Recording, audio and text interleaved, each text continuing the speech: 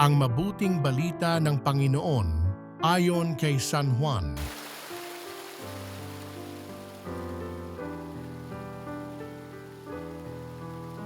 Noong panahong iyon, marami sa mga Hudyong dumalaw kay Maria ang nakakita sa ginawa ni Jesus at nanalig sa kaniya.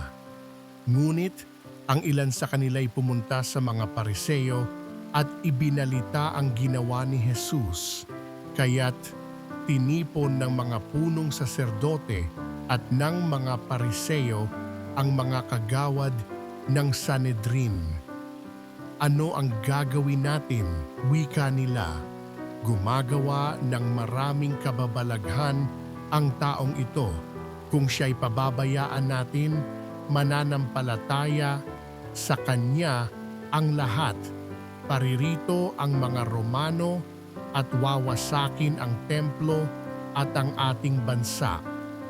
Ngunit isa sa kanila, si Caifas, ang pinakapunong saserdote noon, ay nagsabi ng ganito, "Ano ba kayo? Hindi ba ninyo naiisip na mas mabuti para sa atin na isang tao lamang ang mamatay alang-alang sa bayan sa halip na mapahamak ang buong bansa?"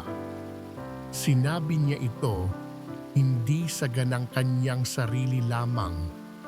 Bilang pinakapunong saserdote ng panahong iyon, hinulaan niyang mamamatay si Jesus dahil sa bansa.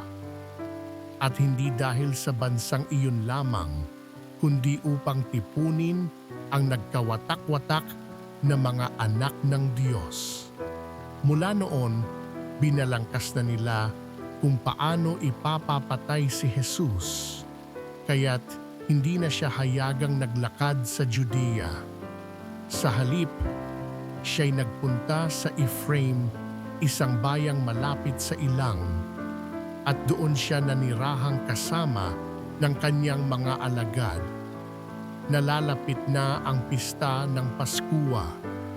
Maraming tagalalawigang pumunta sa Jerusalem bago magpaskua upang isagawa ang paglilinis ayon sa kautusan. Hindi nila nakita si Jesus sa templo, kaya't nagtanungan sila, "Ano sa akala ninyo? Paririto kaya sa pista o hindi?"